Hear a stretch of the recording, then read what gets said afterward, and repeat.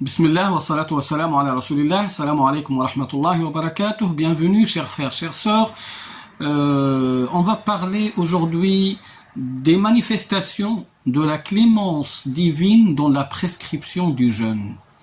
En effet, le jeûne n'est pas une charge. Et si Allah subhanahu wa ta'ala, si Dieu nous a recommandé de jeûner, ce n'est pas pour nous faire souffrir, c'est au contraire pour notre bien.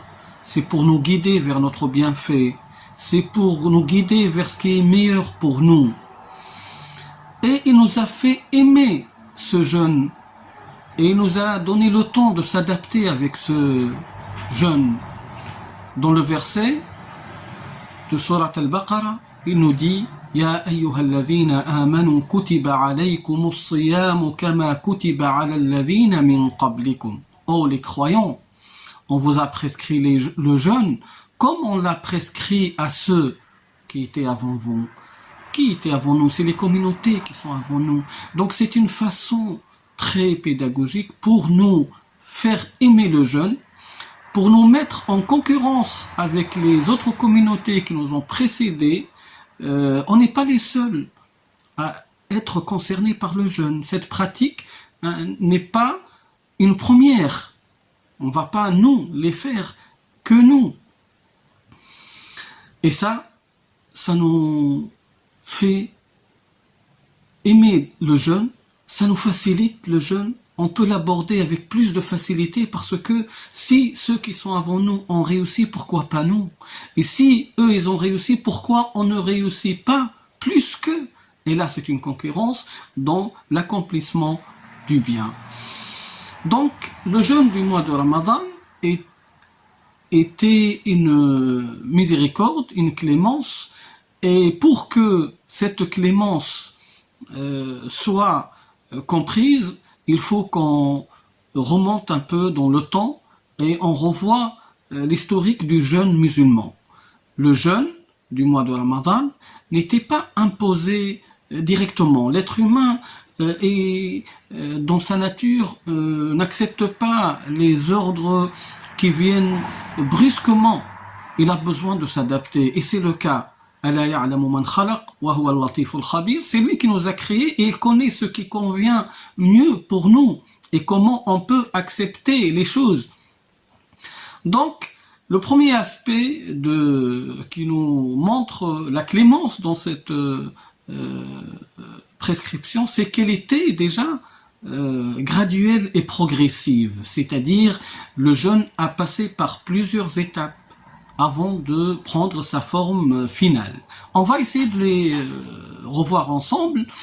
Le premier jeûne était un jeûne de 3 jours, c'est-à-dire le prophète sallallahu alayhi wa sallam demandait à ses compagnons de jeûner 3 jours par mois, qu'ils soient réunis ou séparés, il n'y a pas de problème, mais on a 3 jours par mois à jeûner. Le deuxième aspect, c'est-à-dire la progression, le deuxième degré, on remonte aussi, donc il y a 3 jours par mois et on rajoute un autre jour qui est le jour de Ashura. On connaît tous l'histoire de Ashura, quand le prophète sallallahu alayhi wa sallam s'est installé à Médine et il a trouvé que les juifs jeûnaient ce jour de Ashura par rapport au prophète Moussa alayhi salam, par rapport à ce prophète Moïse, que la paix soit sur lui. Donc, qu'est-ce qu'il a dit le prophète sallallahu alayhi wa sallam? Il a dit Moussa n'est que un prophète d'Allah subhanahu wa ta'ala, que je suis venu rappeler son message, c'est-à-dire le message de Muhammad sallallahu alayhi wa sallam est la continuité du message de Moïse, que la paix soit sur notre prophète et sur Moussa alayhi salam. Donc il a recommandé aux musulmans de jeûner ce jour. Et c'était vraiment une recommandation, c'est-à-dire la majorité des musulmans jeûnaient ce jour de Ashura, à tel point que même les enfants le jeûner, c'est-à-dire les compagnons recommandaient à leurs enfants de le jeûner, comme il est transmis dans plusieurs hadiths, les enfants, même quand ils n'arrivent pas à continuer, ils leur font des jeux pour qu'ils puissent oublier et continuer le jeûne. Donc le jeûne de Ashura, c'était la deuxième étape de jeûne, c'était très recommandé et donc tous les musulmans presque le jeûnaient. C'était une préparation, c'était une adaptation à cette adoration, tout ça avant que le jeûne soit vraiment prescrit sous la forme donc du mois, le mois de Ramadan. Troisième progression, c'est justement donc la prescription du jeûne du mois de Ramadan en l'an 2 de l'Hégire, c'est-à-dire 5 années après la prière. Et c'est notre façon de laisser le temps aux croyants pour pratiquer donc les prescriptions. On ne lui donne pas toutes les prescriptions d'un coup, 5 années de prière, parce que la prière aussi c'est une adoration quotidienne, elle demande du temps et une adaptation. Donc après 5 années de prière vient donc le jeûne, vient cette prescription qui est le jeûne du mois de Ramadan.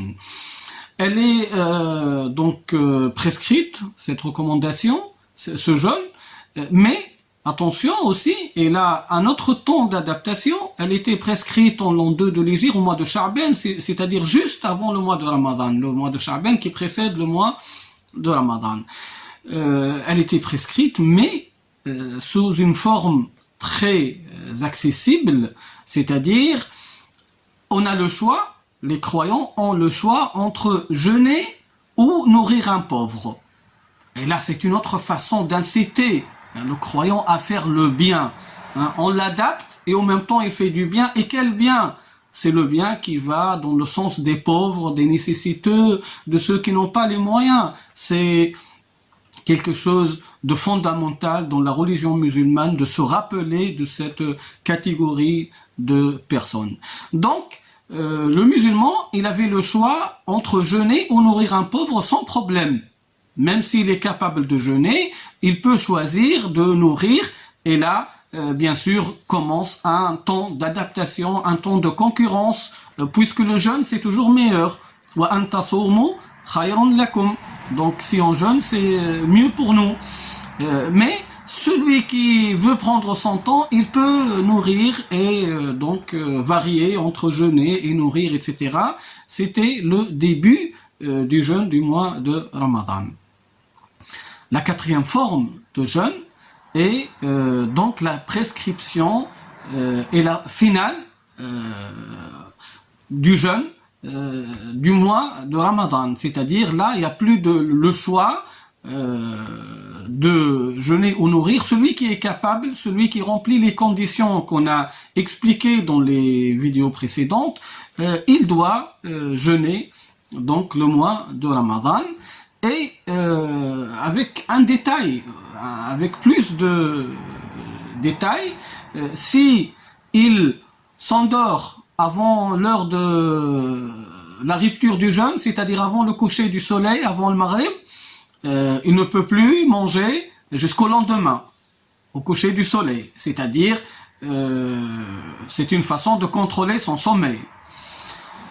Aussi, le temps donné à la nourriture, c'est-à-dire le temps dans lequel on peut manger, était limité entre le maghrib, du coucher du soleil, et jusqu'à l'Isha, jusqu'à la prière de l'Isha. Si on retarde un peu l'Isha, on va la faire à minuit, donc il y a 3-4 heures à peu près de temps où on peut manger. Et cette étape de jeûne, elle est très intéressante à méditer pour nous aujourd'hui, parce que heureusement elle a été modifiée sous la forme finale du jeûne, mais on doit s'arrêter avec cette forme de jeûne parce qu'elle est intéressante.